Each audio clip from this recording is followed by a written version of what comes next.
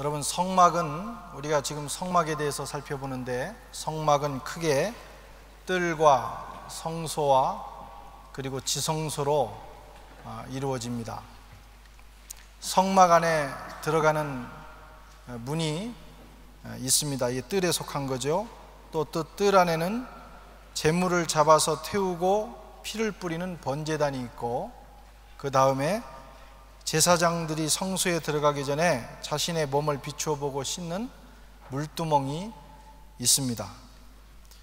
물두멍은 자신의 옛사람을 씻는 것이고, 번제단은 우리의 죄를 어린 양의 피로 씻는 곳이고, 동쪽에 난 문은 유일한 구원자이신 예수님을 상징한다. 지난주에 말씀을 드렸습니다. 오늘은 이제 뜰을 지나서 다음 단계인 성소로 들어가 보도록 하겠습니다. 성소는 구별된 제사장들이 들어가는 곳입니다. 성소는 아무나 들어가지 않고 구별된 제사장들이 들어갑니다.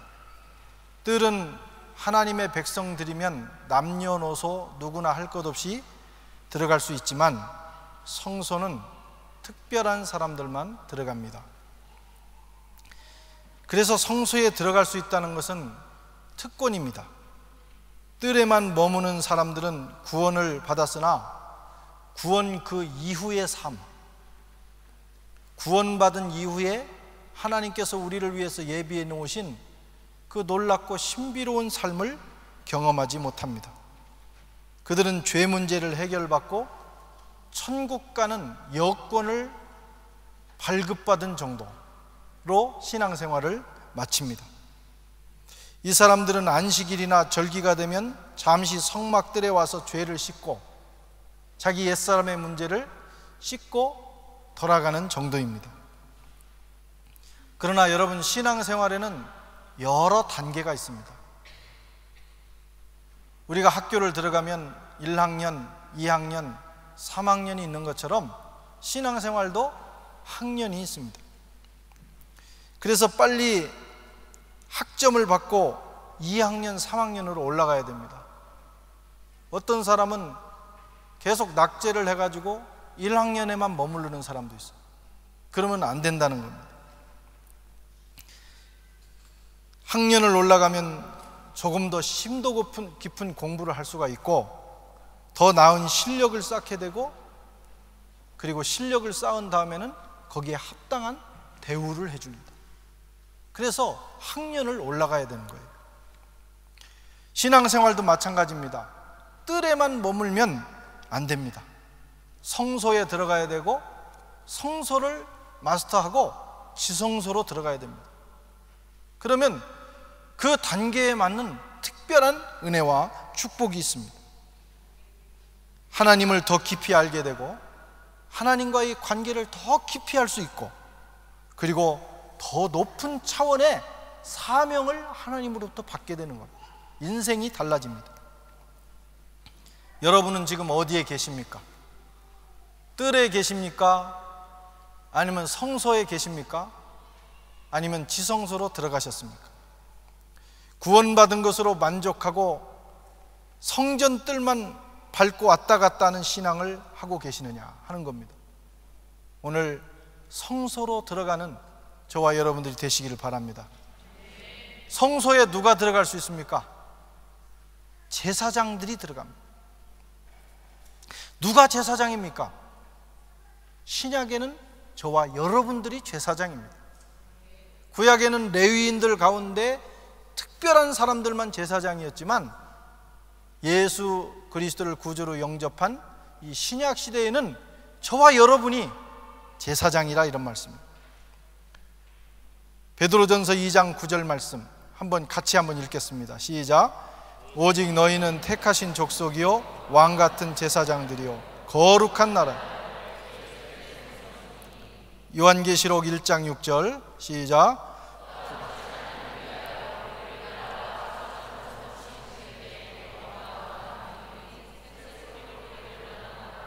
아멘. 요한계시록 5장 10절.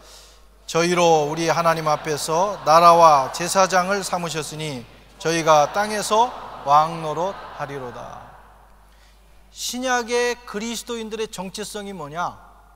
하나님 앞에 제사장이라는 거예요. 어떤 제사장이냐? 왕 같은 제사장이라는 거예요. 하나님이 저와 여러분들을 그의 나라로 삼으시고, 다시 말하면 왕으로 삼으시고, 그리고 제사장으로 삼으신 것입니다. 하나님께서 독생자 예수 그리스도를 이 땅에 보내셔서 십자가에 죽게 하시고 부활 승천케 하신 후에 그분을 구주로 영접하는 사람은 누구든지 왕과 제사장의 신분을 갖도록 하나님께서 허락하셨습니다. 그러므로 주 예수를 믿는 모든 사람은 성소에 들어갈 특권을 가진 사람들입니다. 히브리서 10장 19절에 보면 그러므로 형제들아 우리가 예수의 피를 힘입어 성소에 들어갈 담력을 얻었나니, 담력을 얻었다는 것은 그 전에는 감히 들어갈 수 없는 곳이었는데 예수 믿는 우리들에게는 그곳에 들어갈 수 있는 길을 하나님이 열어주셨기 때문에 우리가 담대함을 얻게 됐다고 하는 것입니다. 성소에 힘써 들어가는 저와 여러분들이 되시기를 바랍니다. 거기 들어가면 영적 생활의 새로운 세계가 열려집니다. 그저 주일날 와서 예배드리고 내 죄 문제를 해결받고 그저 옛사람의 문제로 고민하고 그 문제 가지고 하나님 앞에 몸부림치고 자신을 위해서만 사는 그런 단계가 아니라 또 다른 새로운 영적 단계가 있다는 것입니다. 성소는 말씀을 공급받고 하나님과 이웃을 섬기는 장소입니다.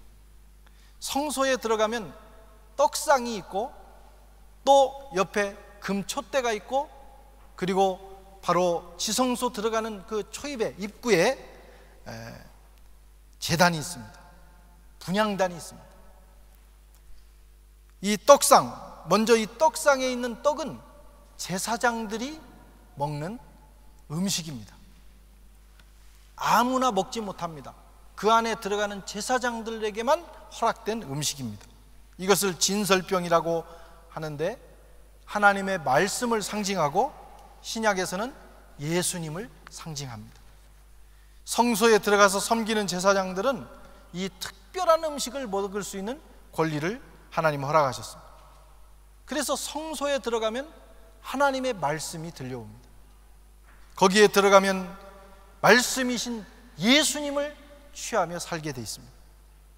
그리고 이 예수님은 하나님 자신입니다. 우리가 이 땅에 사는 동안 이 세상의 것으로 살지만 성소에 들어간 사람들은 또 하나의 양식이 있는데 그게 바로 하나님이시고 예수님이시고 말씀이라는 거예요. 신령한 음식입니다.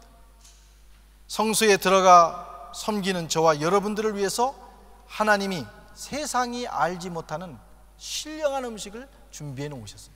여러분 그것을 맛보면서 신앙생활을 해보시라는 겁니다. 세상 사람들은 생각하기를 예수 믿는 저 사람들은 무슨 재미로 사나 그렇게 생각합니다. 저도 은혜 받기 전에는 예수 믿고 천국은 가야 되겠고 하나님이 나를 사랑하시는 건 아는데 한 가지 늘 걱정되는 게 무슨 재미로 사나. 예수 믿은 다음에 그저 교회 가고 성경 읽고 뭐 전도하고 사는 거 외에는 그리스도인들의 삶이 별 재미가 없어 보이는 거예요. 그런데 놀라운 것은 예수 믿는 사람들 그리고 특별히 성소에 들어간 사람들에게는 세상 사람들이 알지 못하는 정말 기가 막힌 재미가 있다는 거죠. 하나님의 말씀을 깨닫고 읽고 행하고 그리고 그분의 말씀이 들려오고 그 말씀에 순종할 때 역사가 일어난다. 말씀이 사건이 되는 그런 일들을 경험하게 되는 겁니다. 하나님의 말씀이 나중에는 처음에는 내가 하나님 말씀을 붙들지만 하나님의 말씀이 나를 붙드는 단계가 와요. 그런 재미가 있습니다. 요한복음 4장에 보면 주님께서 제자들에게 말씀하시기를 내게는 너희가 알지 못하는 양식이 있다. 그렇게 말씀하니까 제자들이 누가 예수님께 먹을 양식을 갖다 드렸는가, 우리가 없는 사이에, 그렇게 생각을 했어요.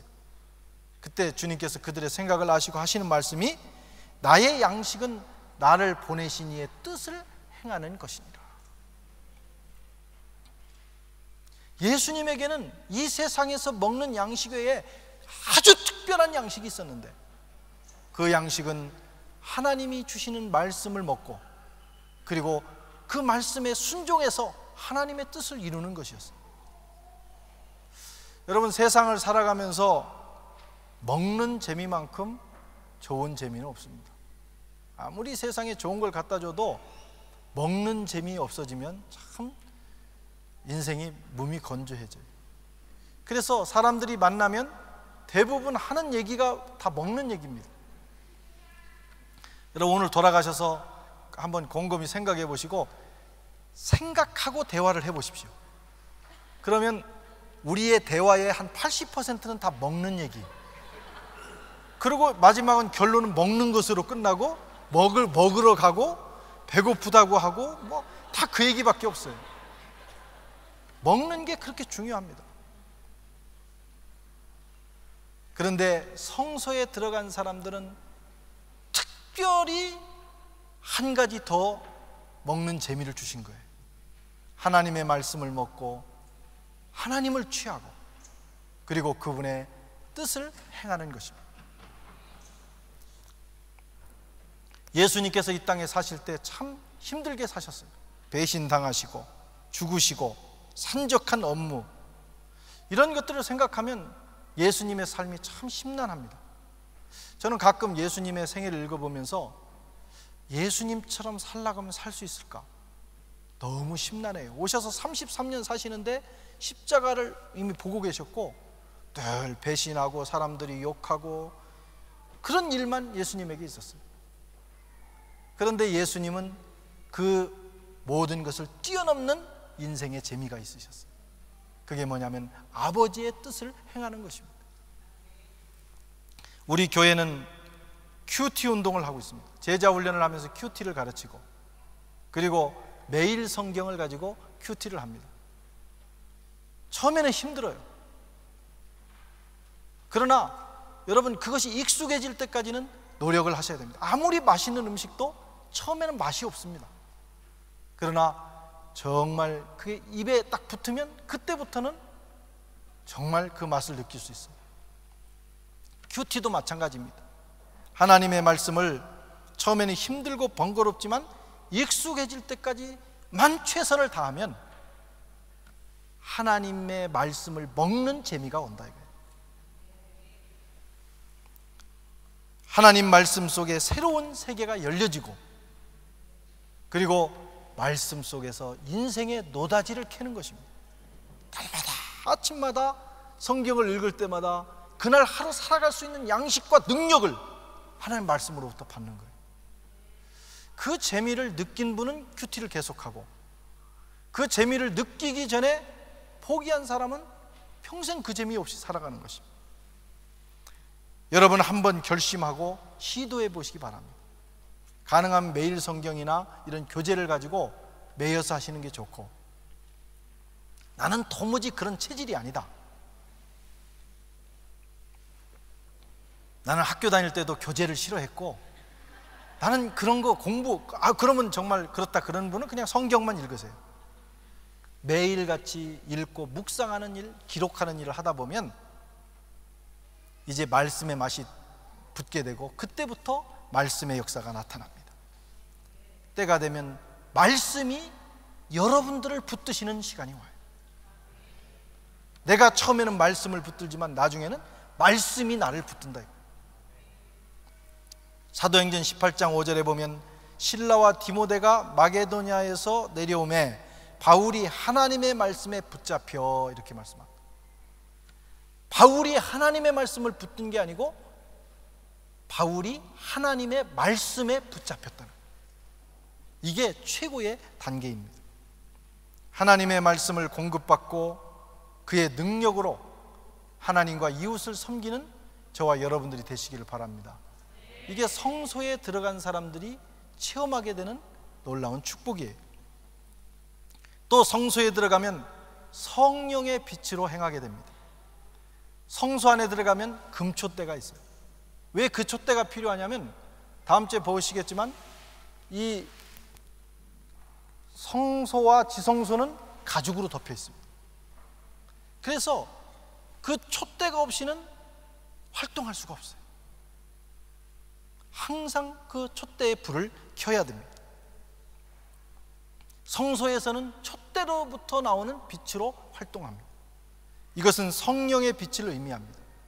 여러분, 뜰에서는 자연빛으로 활동합니다. 그런데 뜰에서 자연빛의 문제는 뭐냐면 낮과 밤이 있다는 거예요. 명암이 있다고 하는 거예요. 밝을 때가 있고 어두울 때가 있다는 것입니다. 그래서 뜰에만 있는 사람들의 인생은 낮과 밤이 교차됩니다. 성소에 들어가지 못하고 말씀과 성령에 붙들려 살지 않는 사람들은 똑같이 신앙생활을 해도 세상이 어두울 때 같이 어둡습니다. 세상이 힘들면 같이 힘들어요. 세상에 좋은 일이 생기면 같이 좋아해요. 세상에 영향을 받는다, 이런 말씀. 그러나 성령의 빛에 의해서 사는 사람들은 세상에 어떤 일이 일어나도 마음에 빛을 잃지 않습니다. 세상이 흔들 수 없는 평강을 가지고 살아간다는 것입니다. 좋았다 나빴다 하지 않는다는 거예요. 물론 사람이기 때문에 전혀 그럴 수는 없지만, 그러나 성령에 의해서 살아가는 성소의 삶을 꾸준히 살아가는 사람들은 그런 빈도가 적어져요. 성령으로 사시기를 바랍니다. 성령 충만을 받으라고 그래서 성경이 말씀하는 거예요. 성령이 저와 여러분의 영과 혼과 육을 지배하셔야 돼요. 이게 성소의 삶입니다. 어떻게 그런 일이 있을 수 있느냐? 기도하고 순종하면 되는 겁니다. 매일 하루를 시작하기 전에 하나님 앞에 기도하십시오. 성령님, 오늘 또 내 앞길에 빛을 비추어 주십시오. 내 내면에 빛을 비추어 주시옵시고 내 삶을 새롭게 하여 주시옵소서. 내가 순종하겠나요? 그러고 순종하고 하루를 살아가면 그날 하루는 성령이 인도해 주십니다. 성령의 빛이 우리의 내면을 가득 채우는 역사가 일어나요. 그러면 내면이 정돈이 됩니다. 빛이 없으면 제사장들이 그 안에서 움직여도 많은 사고가 납니다. 뭘 잘못 건드리기도 하고 어지러워져요. 그러나 그 빛이 비추면 모든 그 행동, 활동 영역이 정돈이 됩니다. 내면이 밝으면 뿐만 아니라 몸과 마음도 밝아집니다. 건강해진다 이거예요. 그 빛이 그 안에서만 존재하는 것이 아니라 그 빛이 그 사람들의 몸에 배어서 밖으로 나오게 되는 거예요. 그래서 하나님의 빛 아래 오래 있었던 사람들, 모세 같은 사람들은 나오면 여전히 얼굴에서 광채가 나는 거죠. 내면이 성령으로 충만한 사람은 얼굴이 다릅니다. 진짜입니다.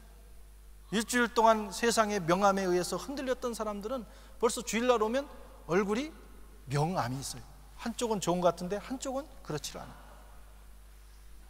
근데 성령 충만한 분들은요, 얼굴이 달라요. 빛이 납니다. 스스로 아실 거예요. 내가 지금 빛이 나는지 10% 죽죽한지. 내면이 성령으로 관리된 사람들은 그렇게 아름다운 모습을 가질 수 있다. 또 성소 안에는 분향단이 있습니다. 이곳은 기도의 능력이 나타나는 것입니다. 그래서 이 분향단은 바로 지성소로 들어가, 하나님이 계시는 지성소로 들어가기 바로 그 앞에 있습니다. 제사장들은 항상 거기에 향을 피워서 그 향이 지성소로 안으로 들어가도록 할 사명을 가지고 있습니다. 그리고 여호와 앞에 대대로 이 향을 끊치지 말라고 하나님이 명령하셨어요. 분향단은 기도를 의미합니다. 향기가 지성소에 계신 하나님께 끊임없이 올라가야 되는 것처럼 성도의 삶은 매일같이 끊이지 않고 기도의 향이 하나님 앞에 올라가야 돼요.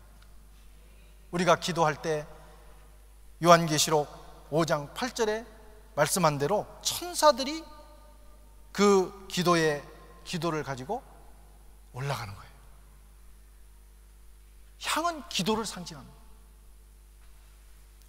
제사장들이 성수에서 경험하는 또 하나의 신비는 바로 기도의 신비입니다. 예수 믿으면서 여러분 기도할 수 있다고 하는 것, 기도 생활할 수 있다고 하는 것, 그것만큼 큰 축복은 없어요. 기도를 해보신 사람들이 그것은 알 수가 있습니다.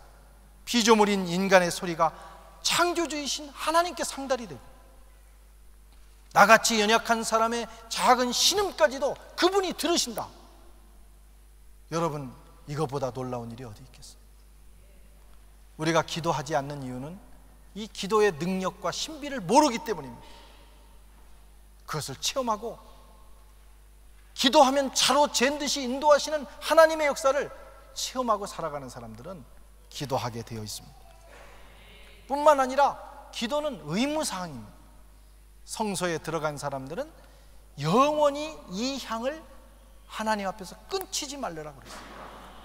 기도 쉬는 것은 여러분 죄입니다. 그래서 기도 쉬면 문제가 생기는 거예요.